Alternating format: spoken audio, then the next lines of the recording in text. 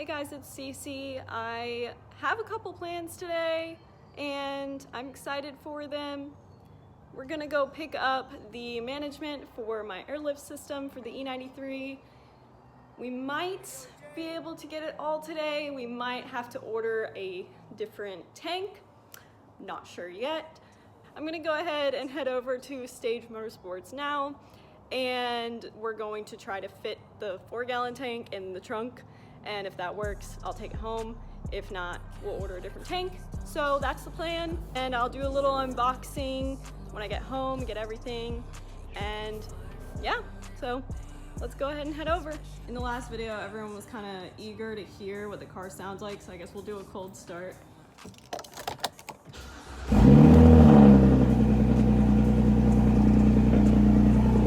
So I moved the camera so it would be in better frame.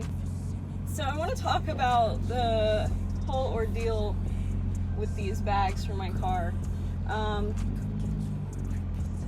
If you guys have ever seen the trunk of an E93 before, you would understand why I'm having such a hard time. Basically, there's very limited space in the actual middle part of the trunk. Sorry.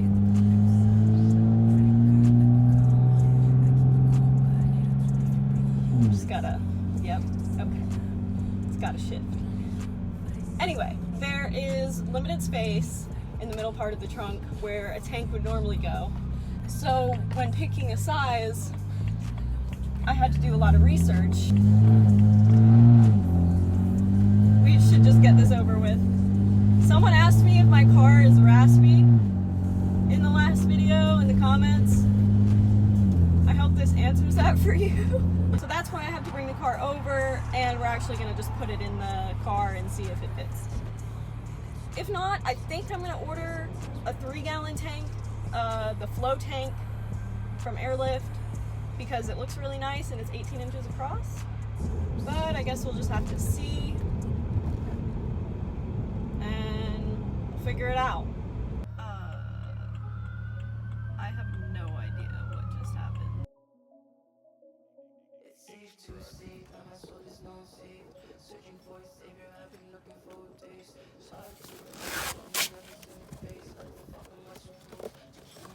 I hope it does. It would make life easier.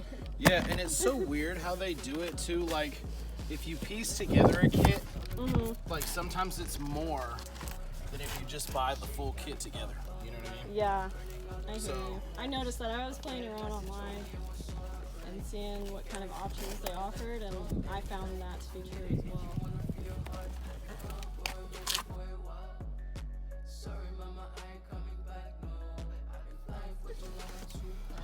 She big.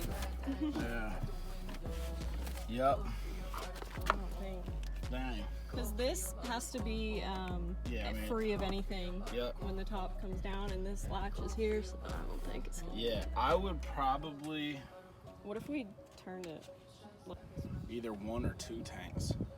Compressors, or? No, like, well, I would do 2 compressors at some point. Okay. But just for symmetry, like if you had 2 tanks, like either one in front of the other, or like angled, and then put the manifold in the middle, and then you could do like, you know, angle the compressors or whatever. Yeah, that ain't gonna fit. It ain't gonna fit like that. Okay, we are back home, and I've got everything but my air tank. I ended up going online and just ordering the 3-gallon 18-inch flow billet tank. I'll put a picture of it right here. That's the tank that's gonna go in the car. Unfortunately, you saw the 4-gallon tank didn't fit, so that's sad. But we have everything here. I'm gonna go through, unbox it all for you, show you what we have. So starting off, I got the complete Airlift kit for the front and the rear. The rear kit is a little bit interesting.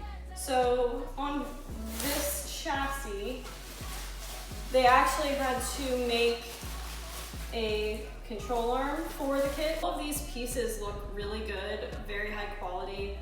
I'm glad that I ended up going with all of the Airlift stuff because I only heard good things about them from all my friends who have Airlift. The management you'll see is 3P, we'll go over that. I did get a compressor. Only got one for now. Probably will add a second one in the future, but I just want to get the kit on. So one compressor for now. There are the rear airbags. They just look like this. They say Airlift. They sit, I think this goes like on top like that.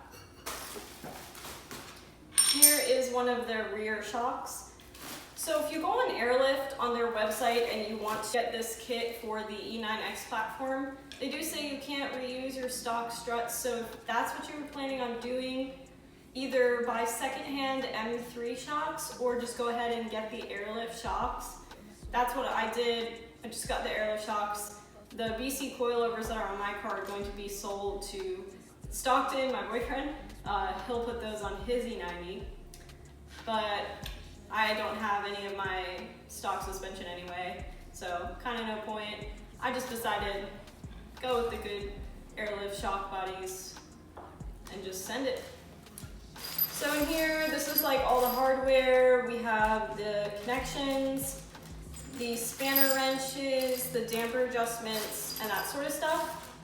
Apparently I'm supposed to get stickers with this, but I didn't. So Airlift, what the heck? Okay, up next, these are the rear lower control arms that Airlift makes for this kit. This is to allow the car to sit lower in the rear, apparently, according to them on their website.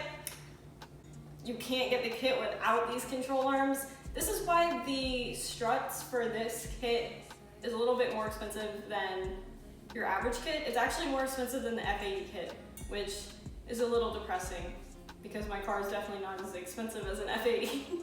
Everything feels so high quality, which is great. Really excited to get this on the car for sure. I think these are the toe arms. Kind of like bow down a bit. I think that's to allow the bag to be able to air out all the way. But yeah, new toe arms for the rear as well. Just explaining why this kit is so much more expensive than normal. I love that everything is black or red, very clean. Not like anyone's gonna see it, but I don't know, it's just exciting. These are just the plates that like the bag sits on. It goes something like this. I think that goes like that. I think this is what it will look like. Kind of goes like this one on the bottom, then this one on top, and then that thing. I haven't really studied the manual. Okay, so that was the rear kit, super cool. Lots of components in there that most cars don't have. So very interesting to see that. This is gonna be a little bit more traditional. This is probably what you picture when you think of bags. Let's just get it out. So this is the front left. Looks pretty good.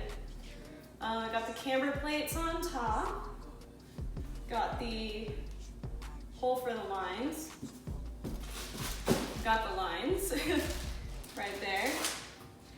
Pretty typical, pretty normal. Obviously the front right looks the same. And then in here, we have the spanner wrench, the dampers, the connection ports, I think they're called. I could be totally wrong. And then also the sway bar end links, they're adjustable. They look pretty similar to the ones that are on the car now with the BC coilovers. So, seen this before, it looks pretty normal. Nothing too crazy. Pretty much just a coilover setup, but with a big rubber airbag and some lines that are gonna run to them. So my guess is when we put it on the car, when it airs out for the first time, it'll probably be like kind of sitting up higher than maybe I would want, so I would just adjust the strut accordingly, kind of measure the threads right here, see how much I need to adjust it to sit where I want it to. But this will be the first time that I deal with bags, so I know there's like a calibration period, so that way when you control it, you set your presets and stuff, it knows what PSI to put in the bags to achieve that height. So, yep, so this is pretty much the kit all together for the struts, and I guess let's just move on to unboxing the management. I promised you guys a real unboxing when I unboxed the management, but unfortunately when I looked through the footage, my head was like completely chopped off and I looked like a headless chicken, and I didn't want to post that because I thought that was kind of weird. So everything I've already unboxed. I'm sorry, but I'm going to go through everything and show you what it all is. First off, just want to say shout out to STAGE Motorsports. They supplied me with all of this stuff, got me a great price on everything. Tristan Church is the owner of STAGE Motorsports. I'll go ahead and put their info down in the description below. If you're in the Wilmington area of North Carolina, Eastern North Carolina, they are great. If you're looking to do air or coilovers, show builds, stuff like that, they'll get you squared away. This is the box for all of that sort of stuff. So this is like the controller and the management, or sorry, the controller and the manifold. So this was like the thing that I was most excited for, is the controller. So pretty cool. It feels a lot more expensive than I thought it was going to feel like. I thought it was going to be like more plastic feeling, but it's actually quite heavy and it's got like a nice brushed metal look to it. I know they make like covers and stuff like this for these, all sorts of stuff. They make like acrylic covers for the top, like a skin cover for them. I might get one, I might not. This looks so clean already that I don't really think it's needed, but who knows? We'll see what happens. The manifold is right in here. Pull that guy out. So this is what the manifold looks like.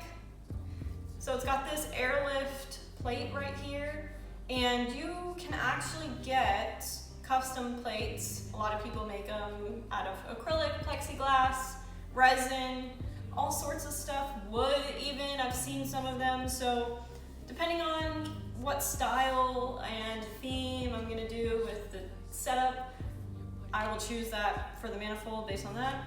It's really a little bit overwhelming just kind of looking at everything, thinking about all the complexities of it. But I'm super excited because this is definitely going to really change the way that my car looks and functions and allow me to drive it further and not have to worry. I know there's a big argument for static, and I love static cars, don't get me wrong. This is just a personal choice for the longevity of my car to keep it nice.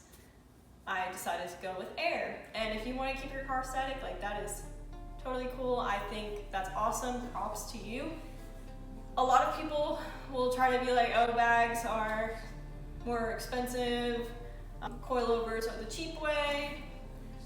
I think if you do a static car correctly, it can actually end up being more expensive than a bagged car.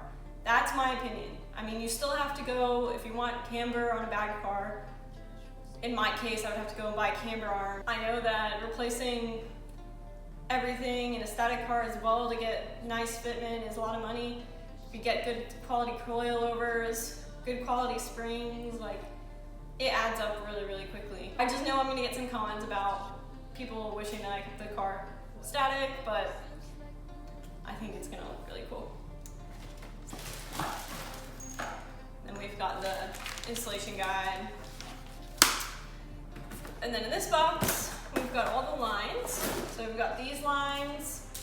I don't know, I'm not 100% on what lines are for what, so bear with me, but lines. And then there's these. And these have like electrical connections. So there are the lines. I just have this one chrome VIAIR air compressor. This is the 444C. And pretty much this is what most people have. Either you have one of these or two of these. I don't know if I'm gonna take the sticker off. I probably will. I tried to fit it in the little space in the back of my trunk that is like underneath the carpet. It didn't fit, so sad. But yep, so this is all the stuff. All right, so that's about it, guys. Thanks so much for watching. I really appreciate the love on the video so far. It's definitely making it worth it to continue to make great content. So thank you so much. I'm excited to share this journey and record it and be able to look back on this and remember all the good times that I had, and maybe even like the stressful times of putting this car together. So thank you so much. If you enjoy the channel, please subscribe. I've got so much more stuff coming. We're gonna install these bags. We're gonna make a killer trunk setup. So I'm super excited to show that to you guys. Definitely keep up. If you like this video, give it a like. Please bear with me next couple weeks. The semester's ending, got finals. Might be, you know, 2 or 3 weeks without a video, but hopefully the next video I make will be installing this air suspension in this car, which is gonna be super fun. So stay tuned for that, and for now, see you guys later.